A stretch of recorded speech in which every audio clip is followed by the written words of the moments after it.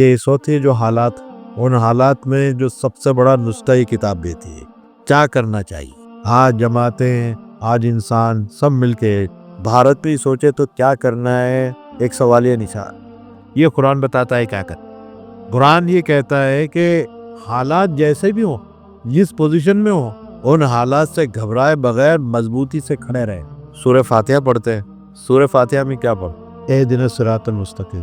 کہ ترجمہ جن لوگوں نے کیا ہے وہ تو یہ کہا ہے کہ اللہ سیدھے راستے کی ہدایت دے گی۔ سیدھا راستہ ایک سمبولک ترجمہ ہے۔ مستقیم کہتے ہیں کھڑے رہنے والے راستے کو، وہ راستہ جس میں کھڑا رہا جائے، مضبوطی سے گڑ جایا جائے، اس راستے کو کہتے ہیں۔ استقامت سے بنا ہے مستقیم، اور استقامت کے معنی ہے ہر حال میں کھڑے رہنا، ہر حال میں کھڑے رہنا۔